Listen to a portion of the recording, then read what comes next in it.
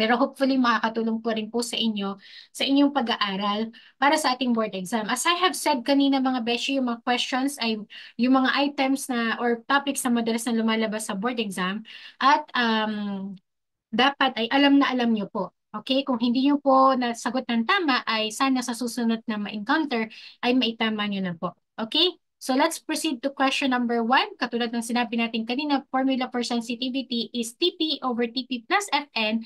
At ang sensitivity beshi, yung diagnostic sensitivity na ating tinutukoy, ay yung ability ng test natin to correctly identify yung mga patients natin na talagang may sakit or positive dun sa condition.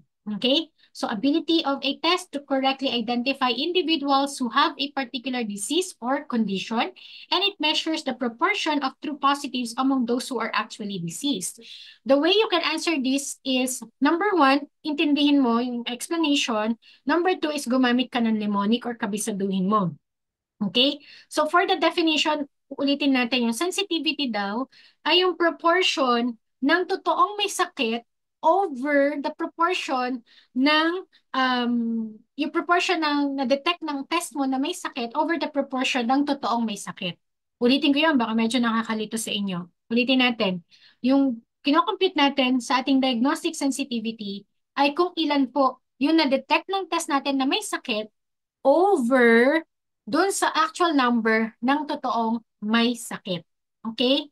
Kaya, kapag yun yung binagbasihan mo ng formula mo, ang magiging tamang sagot mo as memory chan will reveal, no, si memory chan niya, kung saan siya nakatapat yan ang ating correct answer, yung ating po magiging formula rito is TP over TP plus Fn. Ano nga ulit yung mga TP-TP na yan? TP is true positive. Ibig sabihin nun, ito yung mga pasyente na totoong may sakit at nag-positive dun sa test. Ano po yung Fn? Fn, ito po yung mga may sakit pero nag-negative sa test. No? Pag sinabi mo Fn ay false negative, ibig sabihin may sakit siya talaga, pero nung tinest siya, nag-negative siya. Pero ang totoo, may sakit siya. Kaya siya yung kasama ng ating true positive sa denominator kasi nga, ang hinahanap natin dito ay yung total number ng may sakit. Okay? Yung total number ng may sakit ay yung mga nag-true positive at yung mga false negative. Kung sensitivity ang ino-compute mo, i-divide mo yung number na nag-positive dun sa total amount or total number ng totoong may sakit. And that is again TP over TP plus Fn. It is used to evaluate the accuracy of a diagnostic test. Calculation na banggit na natin. And if a diagnostic test has high sensitivity, it means that it is good at correctly identifying individuals who have the disease. Okay? Beshi, halimbawa nahihirapan ka na ma-remember to. Alam mo, the way I remember this is using Mobile Legends as my reference for the mnemonic, no? Mga walang kwentang mnemonic ko dito. Para makatulong, sana makatulong kung alam niyo po yung larong Mobile Legends, uso po doon yung mantont or mang-asar, no? Part po ng pakikipaglaro yon or ng gameplay. Yung magtipi-tipi ka, di ba? Yung magtipi-tipi ka para maasar siya or, you know, para ano lang, mawala siya sa ma-distract siya. At kapag tinitipihan ka doon sa larong yon, pag naaasar ka or napipikon ka, sensitive ka. No? May iba kasi na walang pakialam. Pero kapag sensitive ka, gaya ko, pag tinipihan ako, sensitive ako, naiinis ako. No? Tinitipihan ako ganyan. Kaya, the way I remember sensitivity is, dahil sensitive ako doon, pag tinitipihan ako, sasabihan ko yung kalaban ko na pangit naman siya. I don't know if it makes sense dun sa mga hindi naglalaro ng Mobile Legends, but if you are relating to what I'm saying, no, the way I remember sensitivity is TP-TP ka pa, TP over TP, ang pangit mo naman. Pangit naman. No, pangit naman. TP-TP ka pa, pangit ka naman. Pero pwede mo naman yung lagyan ng iba pang meaning. Pero for me, that works for me. Sensitivity is true positives over true positives plus false negative. Okay? Beshi, may isa pa po, specificity. No, yung isang measure of efficiency ng mga test natin ay specificity at bentang-benta po ito sa ating exam. That is why you have to know the formula. Okay? The formula for sensitivity, one more time, is TP over TP plus Fn. Kapag specificity, babalik ta rin mo lang yan. Pag specificity, ay di magiging true negative over true negative plus false positives. Okay? Alright. Next question po. Considered as a liver function test except. Pag may word na except, i-highlight niyo po agad. Kasi may mga student, believe it or not, ay nakakalimutan kahit napakalaki nung word na except. For some reason, na-overlook nila yan. That is why I suggest na lagyan niyo lagi yan ng highlight, ng box circle, or even exclamation point para makita mo agad na may exception. Considered as a liver function test, except, sagot natin dito, amylase, dahil ang amylase po, pancreatic function ang kanyang ina-assess.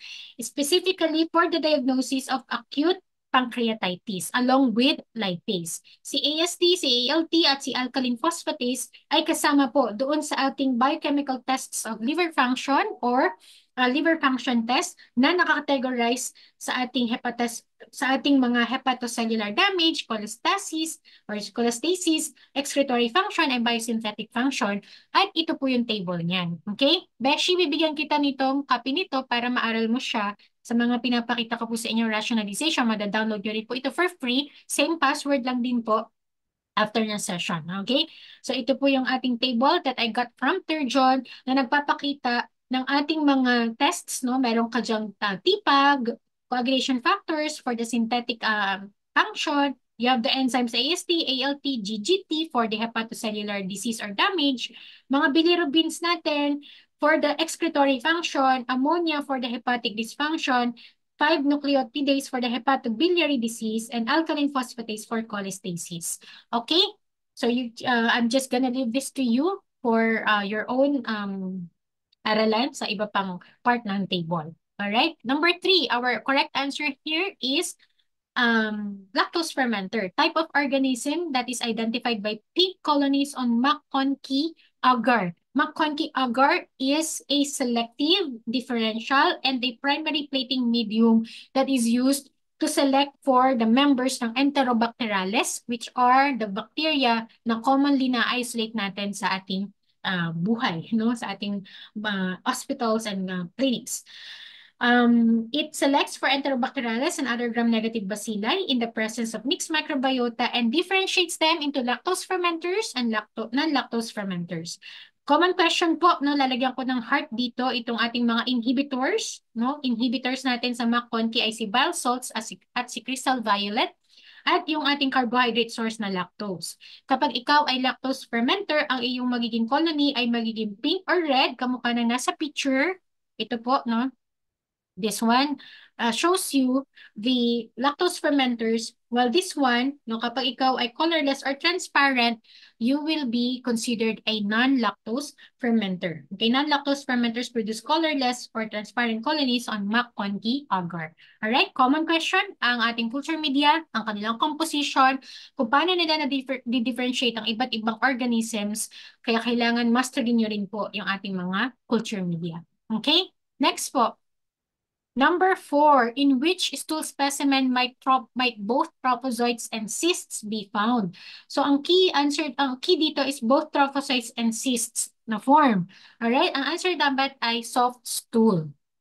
This is from Garcia, yung diagnostic parasitology ni Garcia.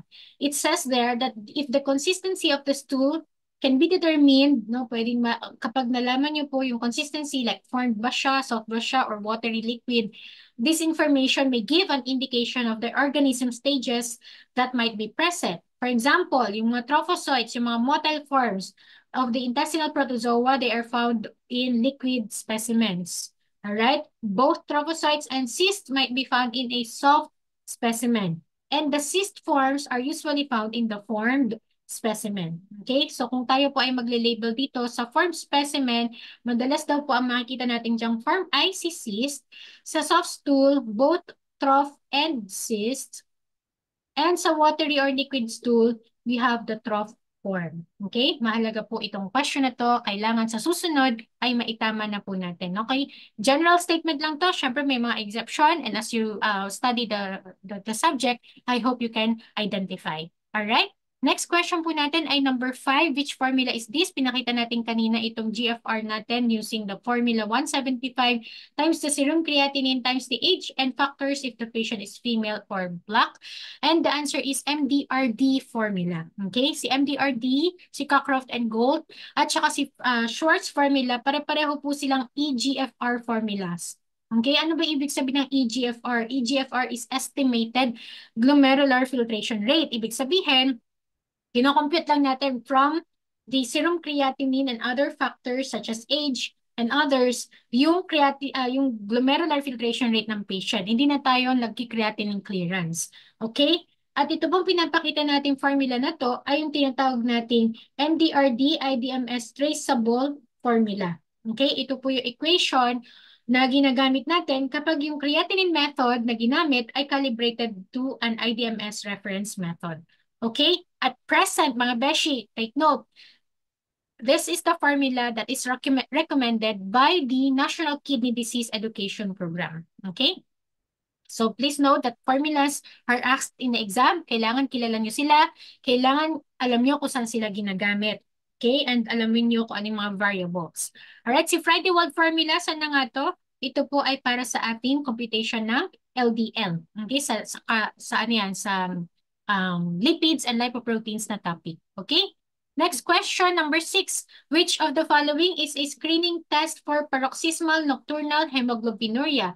Beshi, sa board exam, madalas po silang gumamit ng mga acronyms. That is why, dapat alam din natin kung paano binabasa yung mga yan. PNH stands for paroxysmal nocturnal hemoglobinuria. And historically, initial screening is done by using sugar water test or sucrose hemolysis test. So that's the answer there. And the picture here shows you kung ano yung positive result. Now, enlarge ko lang po ng konti para makita nyo. Kapag positive tayo, meron tayong hemolysis sa ating test tube na may sugar. Okay? Sugar water. Alright? That's your initial screening test, historically speaking. And the confirmation test na partner niyan ay yung HAMS test or the acidified serum lysis test. But these are historical. Although, sa board exam, nagtatanong pa rin sila ng mga historical tests. So, kailangan pa rin natin silang kilala. And important as well that we know kung anong nag-replace sa kanila, ano yung mga bago. Ang bago ngayon pang test ng PNH ay flow cytometry using monoclonal antibodies against the proteins that attach to the GPI anchor proteins. Okay, the anti-CD55 and anti-CD59. All right, so number 6 is letter D, sucrose hemolysis test. Again, Beshi, there's the word historically. Historically, ang initial screening natin ay ginagawa using the sucrose hemolysis test and then confirmed with the acidified serum lysis test. But currently, it will be the flow cytometry for the diagnosis of paroxysmal nocturnal hemoglobinuria. Okay, next question, number 7. Also, question sa hematology, yung mga graphs na nakikita natin sa automated instruments, ito po ay isang histogram. At ang mga histogram po ay nagpapakita sa atin ng size distributions ng iba't ibang cell populations. No? So, sa graph na to, may tatlong bundok, no, sa ating mga blood cells, may tatlong distribution or kumbaga groupings ay ang ating WBCs. So this is actually a WBC histogram. Okay? So you have in this axis as the cell size. Sa x-axis, makikita mo yung size niya. At sa y-axis, yung number of cells or yung relative frequency ng cells. Okay? So may tatlong bundok dito at ang unang bundok ay ang ating lymphocytes. By size kasi ito eh. Ibig sabihin, sa unang peak, ito may mga pinakamaliliit na sizes. Sumunod yung mga medium ang sizes at sumunod yung mga large ang sizes. Okay? So ito po ay lymphocytes. And then this will be followed by your monocytes or other mononuclear populations. Okay, like sa ibang libro may nakalabel pa dyan na eosinophils and basophils. Dito rin sila nakikita. And the third peak is for the granulocytes. Okay, so the way that you can remember this is LMG. Okay, LMG. Lymphocytes, monocytes. Pwede mo rin idagdag si eosinophils and basophils. Alright, and then the mature granulocytes. The immature ones also can be found in the middle portion. Okay, so these are the small, medium, and large na WBCs. Small ang lymphocytes, medium ang monocytes and others, and large ang granulocytes. Okay? So if ever ma-encounter ulit yung picture na yan, dapat kilala may tatlong bundok. So WBC histogram, ang unang bundok ay lymphocytes, ang pangalawang bundok ay mononuclear cells, at ang pangatlong bundok ay ang ating granulocytes or mga mature granulocytes or neutrophils. Okay? Neutrophils. Okay? Next, number 8. Ay, computation. Okay, marami po nagkamali dito. Ibig sabihin, kailangang aralin. Beshi, kailangan aralin kasi ang simple computation na ganito, pag lumabas sa exam at hindi mo nasagot, sayang na sayang dahil kayang-kaya mo naman masagot. Okay, kung hindi natin nasagot ng tama tonight, okay lang yun, bawi tayo bukas at alamin mo na kung paano. Paano ba? Beshi, this is a question of dilution. Okay, so let us read again. How much diluent needs to be added to 0.5 ml of serum to make a 1:10 dilution. Alright, one of the formulas na kailangan tanda mo. Daming tanda nun. Dapat matanda mo talaga.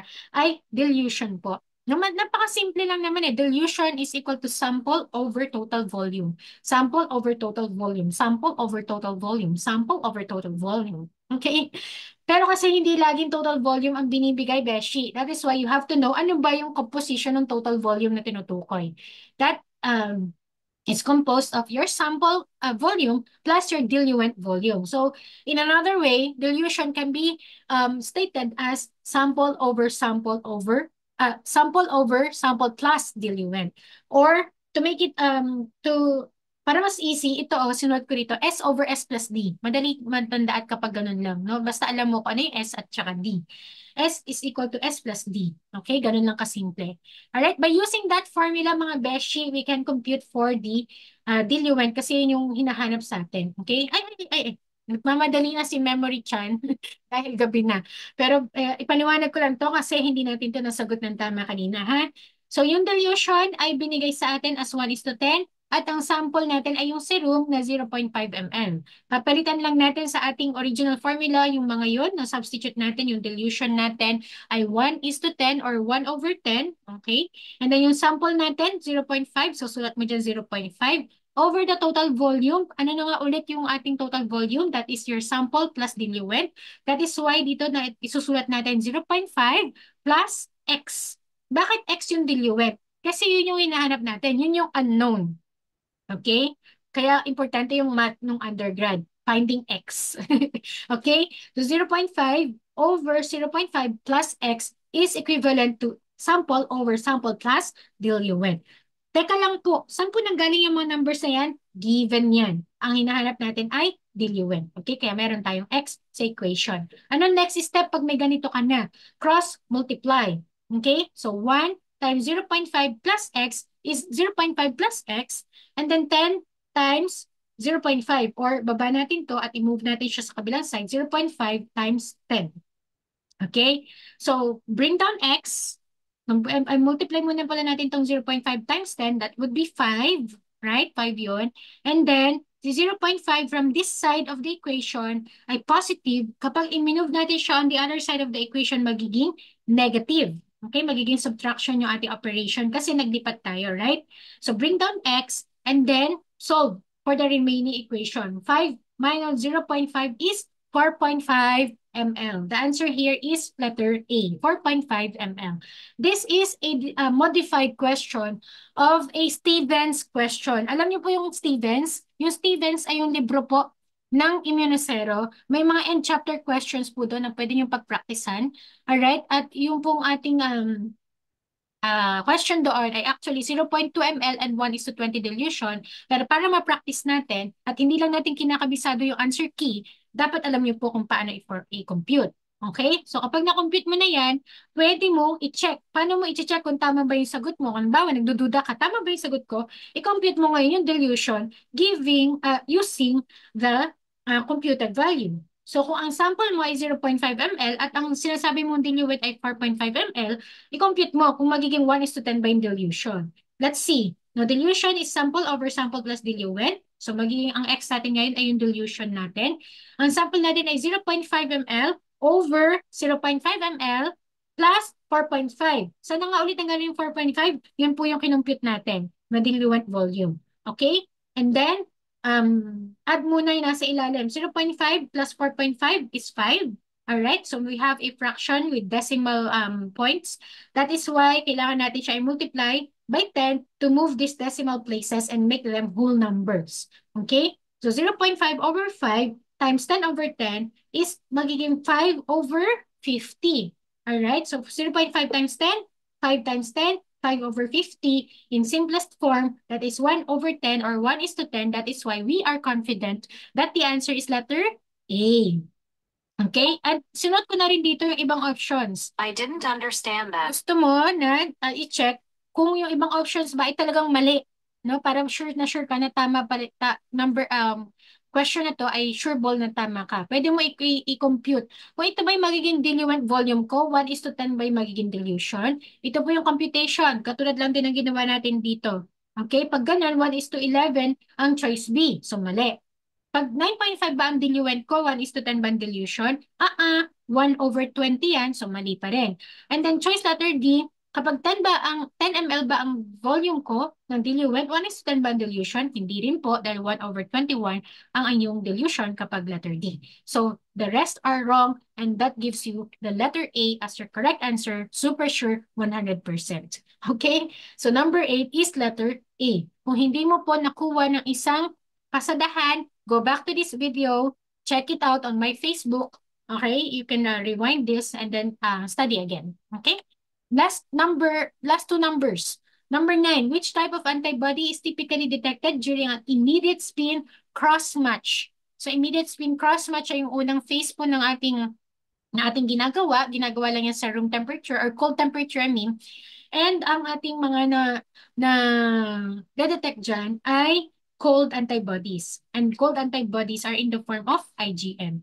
This table is from Howard. Okay, so you can see here the difference between IgM and IgG. Si IgM po yung na-detect natin using the immediate spin, while the IgG is either through the enhancement phase or the antiglobulin test. Okay, so the other characteristics here, you can study for yourself, but this is actually very easy since majority of you got the answer correct.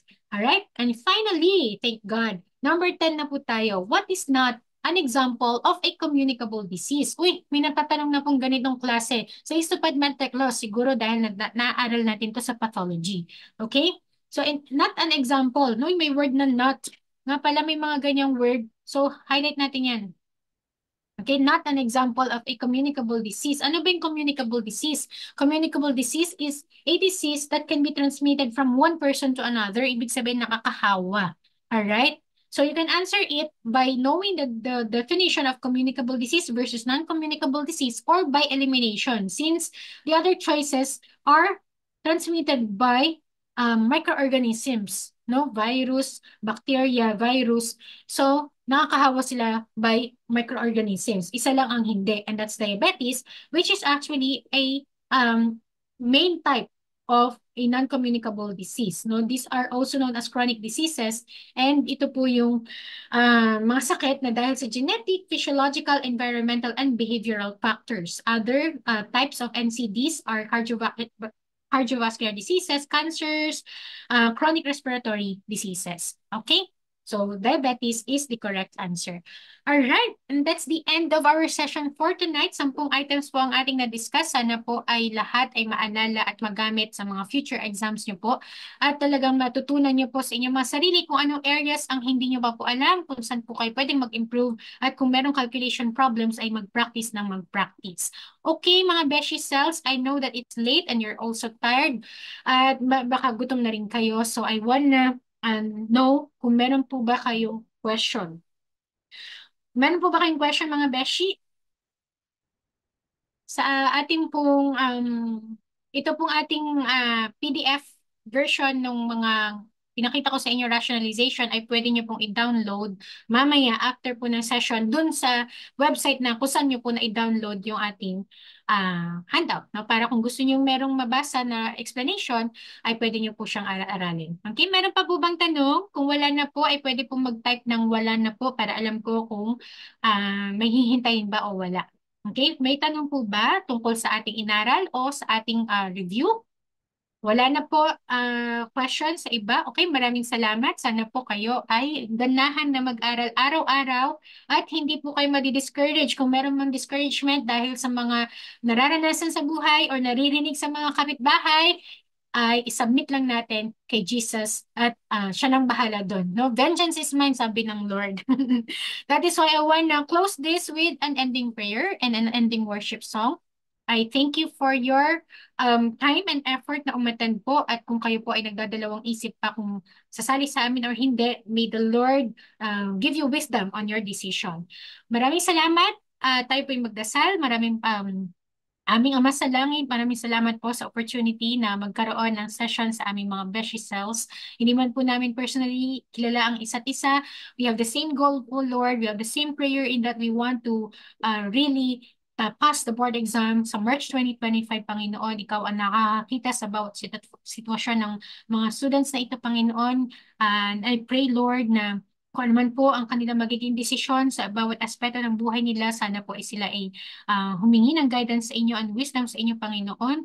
And I pray, Lord, that every one of us who will be reached by this video may have a personal encounter with you so that they'll know that they will never be alone in this journey, Lord.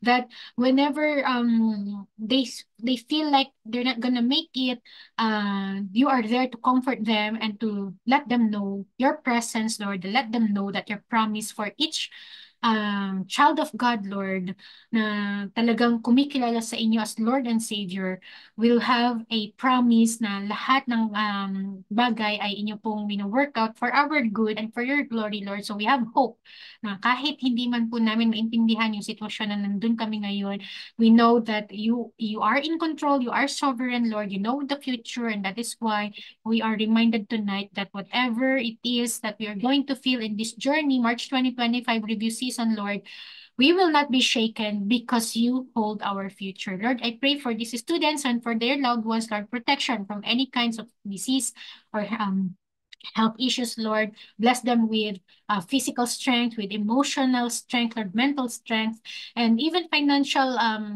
strength, Panginoon, sa mga nagkakaroon ng problema po sa aspeto na yun. Lord, we praise you for giving us everything that we will need, Lord, every blessing that we have right now, and for the future blessings that we will receive from you, Lord. We praise you, we worship you, we want to bring back the glory sa inyo, Panginoon, and we really want to honor you by what we do and what we say. So please, Lord, give us your Holy Spirit, fill us with your Holy Spirit so that we'll know what to say that is pleasing to you, what to do, what that is pleasing to you, and what to think of that is pleasing to you. Lord, we pray for a favorable March 2025 MPLE, but your will be done. This we ask in Jesus' name. Amen po. Thank you, everyone. And remember that Jesus loves you.